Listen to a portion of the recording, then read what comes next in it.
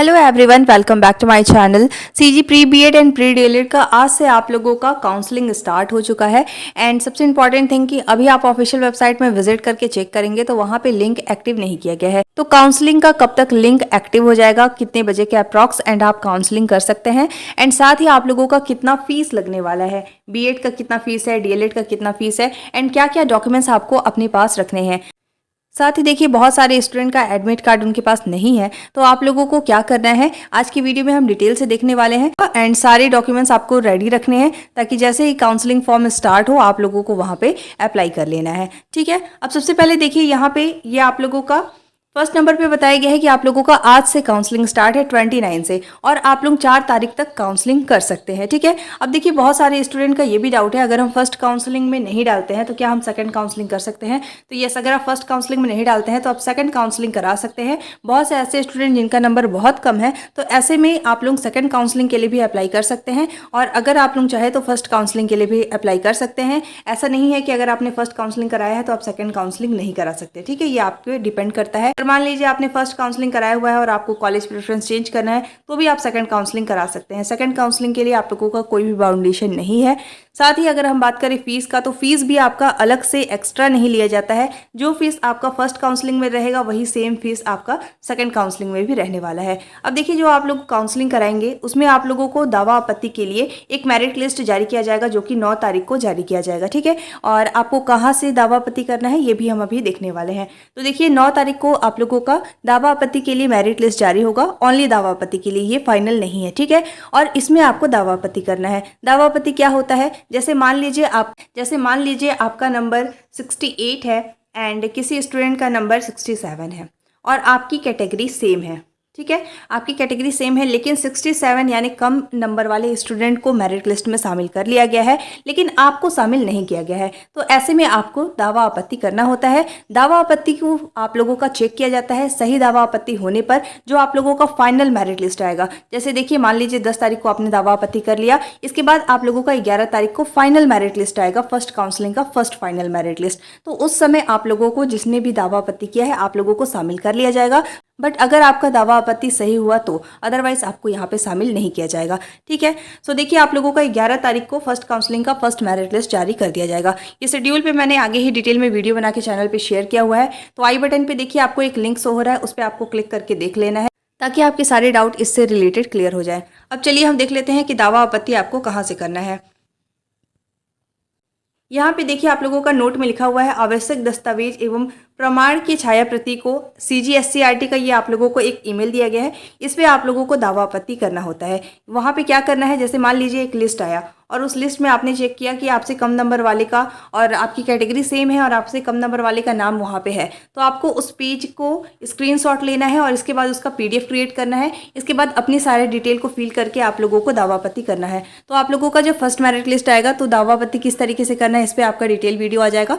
बस आपको ये पता होना चाहिए कि आप लोगों का जो फर्स्ट मेरिट लिस्ट है वो बेसिकली दावा आपत्ति के लिए आता है, और उसके नेक्स्ट डे या एक दिन के बाद ही आप लोगों का फाइनल मेरिट लिस्ट डिक्लेयर हो जाता है। ठीक है, अब चलिए देख लेते हैं कि आप लोगों का क्या क्या डॉक्यूमेंट्स लगने वाला है, एंड साथ ही आप लोगों का कितना नंबर होना चाहिए काउंसलिंग के लिए। ठीक है, अगर मान लीजिए आपका 12th में जितना भी आप लोगों का नंबर मांगा जा रहा है, अगर उतना नहीं है तो आप काउंसलिंग फॉर्म के लिए अप्लाई नहीं कर पाएंगे। अगर आप कर भी देते हैं तो भी आप लोगों का वहाँ पे रिजेक्ट हो जाएगा, क्योंकि आप लोगों का जो भी यहाँ पे रिक्वायर्ड मांगा गया है, एज या फिर आप लोगों की क्वालिफिकेशन, ये आप लोगों के पास होनी चाहिए। ठीक है, अब यहाँ पे देखिए आप लोगों की क्वालिफिकेशन बताई गई है कि आप लोगों का कितना % होनी चाहिए।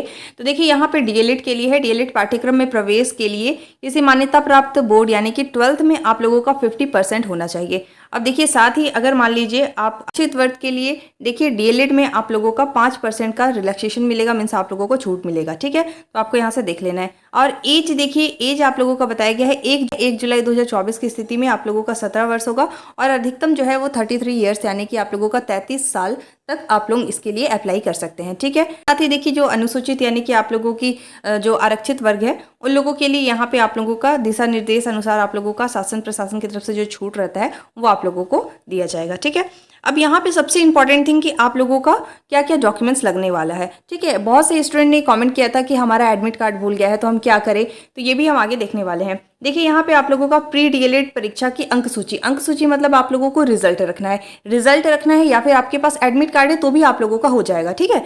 इसके बाद देखिए सेकंड नंबर पे है आहरकारी परीक्षा यानी कि हायर सेकेंडरी 10th+2 की अंक सूची, मतलब 12th का आप लोगों को यहाँ पे मार्कशीट रख लेना है, ठीक है। अगर आपके पास फोटो कॉपी है या फिर आपके पास ओरिजिनल है, इट डजेंट मैटर, आप लोगों को ओनली रोल नंबर लिखना है, इसलिए आप लोगों के पास 12th का मार्कशीट होना चाहिए। जन्म तिथि हेतु 10वीं 12वीं की अंक सूची, तो आप लोगों को देख लेना है 10th या फिर 12th का मार्कशीट अगर आपके पास है डेट ऑफ बर्थ के लिए, ठीक है। अदरवाइज अगर आप डीएलएड करते हैं तो वहाँ पे आपका 12th का रोल नंबर लगता है, तो 12th का मार्कशीट होना चाहिए। लेकिन डेट ऑफ बर्थ के लिए 10th या फिर 12th का आप लोग देख सकते हैं कि उसमें आप लोगों का मार्कशीट में कौन सा डेट ऑफ बर्थ है। अगर मान लीजिए 10th में अलग है, 12th में आप लोगों का रोल नंबर अलग है, तो आप लोगों का जो आगे कंटिन्यू हुआ, मान लीजिए 10th में जो डेट ऑफ बर्थ है वो आप लोगों का 12th में चेंज हो गया है, ठीक है। तो आप लोगों को कौन सा डेट ऑफ बर्थ लिखना है जो आप लोगों का अपडेटेड हो, मतलब मान लीजिए 12th में आप लोगों का अपडेट हो चुका है तो 12th का ही आप लोगों को वहाँ पे डेट ऑफ बर्थ लिखना है, ठीक है। ध्यान रखिएगा इस चीज़ का।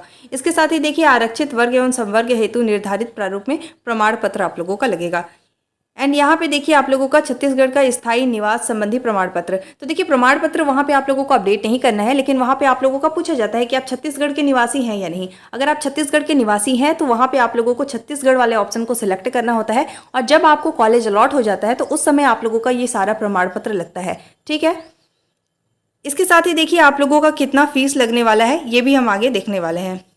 यहाँ पे आप लोगों का प्रोसेस बताया हुआ है किस तरीके से आप लोगों को एससीईआरटी के ऑफिशियल वेबसाइट में विजिट करके वहाँ पे काउंसलिंग कराना है। यहाँ पे देखिए स्टेप 3 में आप लोगों का बताया गया है यहाँ पे फीस सीट्स, काउंसलिंग सीट्स आवंटन प्रक्रिया में शामिल होने वाले सभी वर्ग के लिए, मतलब ऐसा नहीं है कि अगर आप एसटी है एससी है तो आप लोगों का डिफरेंट फीस लगने वाला है, नहीं। यहाँ पे सभी वर्ग के लिए काउंसलिंग फीस जो है वो 300 रुपये आप लोगों का लगने वाला है, ठीक है। इसके साथ ही वहाँ पे आपको ऑप्शन दिया जाता है किसी भी आप लोग मोड का यूज़ करके वहाँ पे पेमेंट कर लेंगे। काउंसलिंग किस तरीके से होता है इस पर आप लोगों का डिटेल प्रोसेस आ जाएगा, रजिस्ट्रेशन से लेके प्रिंट तक का। तो अभी आपको वेट कर लेना है, जैसे ही आप लोगों का लिंक एक्टिव होगा तो आपको मेरी चैनल के माध्यम से पता चल जाएगा, एंड आप लोग उसी वीडियो को देखकर अच्छे से आगे एनालिसिस कर लीजिएगा क्या क्या आप लोगों को क्या फील करना है, इसके बाद ही आप लोगों को अप्लाई करना है। इसके साथ ही देखिए आप लोगों को पेमेंट जो है वो मैंडेटरी है, अगर आप पेमेंट करेंगे इसके बाद ही आप लोगों को कॉलेज सिलेक्ट करने का ऑप्शन प्रोवाइड होगा, नहीं करेंगे तो आप लोगों का आगे का प्रोसेस जो है वो कंटिन्यू नहीं होगा, ये चीज़ आपको ध्यान रखनी है। देखिए अगर हम बात करें आपका काउंसलिंग कब से स्टार्ट होने वाला है, तो देखिए आगे आपको इसके लिए ऑफिशियल वेबसाइट में विजिट करना होगा। आपको यहाँ पे लिखकर सर्च कर लेना है CGSCRT, जैसे आप CGSCRT लिखकर सर्च करेंगे आपके सामने इसका ऑफिशियल वेबसाइट आ जाएगा। अब आपको स्क्रॉल डाउन करके नीचे की तरफ आ जाना है, और यहाँ पे देखिए सबसे पहले नंबर पे एक लिंक गिवन है, लिखा हुआ है SCRT Chhattisgarh DElEd online counselling 2020, इस पे आपको क्लिक करना है। अब जैसे आप उस पर क्लिक करेंगे अब देखिए इस तरीके का पेज आएगा, आपको स्क्रॉल करके नीचे आना है, और यहाँ पे देखिए आप लोगों को लिंक प्रोवाइड किया गया है डीएलएड ऑनलाइन काउंसलिंग 2025-26 हेतु लिंक। अब आपको इस पर क्लिक करना है। अब आप शो हो रहा है SCRT Chhattisgarh this site will be soon available, तो वो कभी एक्टिव नहीं हुआ है। और अगर हम बात करें कि कब तक आपका काउंसलिंग फॉर्म के लिए लिंक एक्टिव होगा, तो आप लोगों का अप्रॉक्स 2 बजे के लगभग आप लोगों का एक्टिव होगा। अभी आप लोगों को परेशान नहीं होना है, एंड जैसे ही आप लोगों का लिंक एक्टिव होगा आपको मेरे चैनल के माध्यम से पता चल जाएगा। अब चलिए हम बात कर लेते हैं एडमिट कार्ड नहीं है तो आपको क्या करना है। इसके लिए आपको किसी भी ब्राउजर में लिखकर सर्च कर लेना है CG व्यापम, और आपको CG व्यापम के ऑफिशियल वेबसाइट पे विजिट करना है। इसके बाद देखिए आपको स्क्रॉल करके नीचे आना है, और सबसे पहले नंबर पे लिखा हुआ है CG व्यापम, उस पर आपको क्लिक कर लेना है। और जैसे आप क्लिक करेंगे आपके सामने इस तरीके का पेज आएगा। अब देखिए इस पेज के राइट साइड में ऊपर की तरफ 3 लाइन बना हुआ है, उस पर आपको क्लिक करना है। इसके बाद देखिए यहाँ पे कई ऑप्शन शो हो रहे हैं, अब आपको यहाँ पे रिजल्ट का ऑप्शन शो हो रहा है, उस पर आपको क्लिक करना है, ठीक है। इसके बाद CG व्यापम में ऑफिशियल वेबसाइट में विजिट करने वाला आप लोगों को पेज दिखेगा। अब यहाँ पे देखिए रिजल्ट के कई ऑप्शन शो हो रहे हैं, आपको नीचे आना है, और यहाँ पे देखिए अगर आपको प्री बीएड का देखना है या फिर प्री डीएलएड का आपको देखना है रिजल्ट, तो आपको यहाँ पे रिजल्ट वाले ऑप्शन पे क्लिक करना है, ठीक है। इसके बाद देखिए आप लोगों को CG व्यापम के ऑफिशियल वेबसाइट पे विजिट कर लेना है। यहाँ पे रजिस्टर्ड मोबाइल नंबर डालना है, पासवर्ड डालना है, कैप्चा को फिल करना है। इसके बाद देखिए नीचे लॉगिन का ऑप्शन है, उस पर आपको क्लिक कर लेना है, ठीक है। अब आपको इसमें स्क्रॉल करके नीचे आना है, और यहाँ पे देखिए रिजल्ट का ऑप्शन शो हो रहा है, ठीक है। आपको रिजल्ट वाले ऑप्शन पे क्लिक कर लेना है। इसके बाद देखिए आपने जितने भी एग्जामिनेशन दिए हैं आपका यहाँ पे शो हो रहा है। अब यहाँ पे देखिए अगर आपको बीएड का काउंसलिंग करना है या फिर डीएलएड का काउंसलिंग करना है तो आपको यहाँ पे उसका रिजल्ट को चेक करना होगा। जैसे देखिए यहाँ पे हमें डीएलएड का फॉर्म अप्लाई करना है, तो प्री डीएलएड एंट्रेंस एग्जाम 2025 लिखा है, और यहाँ पे देखिए आप लोगों का प्रिंट रिजल्ट का ऑप्शन शो हो रहा है। प्रिंट रिजल्ट वाले ऑप्शन पे आपको क्लिक कर लेना है।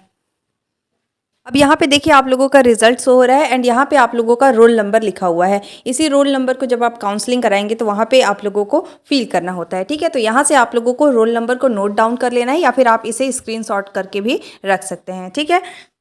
काउंसलिंग फॉर्म फिलअप जैसे ही स्टार्ट होगा आपको मेरे चैनल के माध्यम से पता चल जाएगा एंड इस पे एक डिटेल वीडियो आ जाएगा कि किस तरीके से आप लोगों को काउंसलिंग कराना है। सो अभी आपको वेट कर लेना है।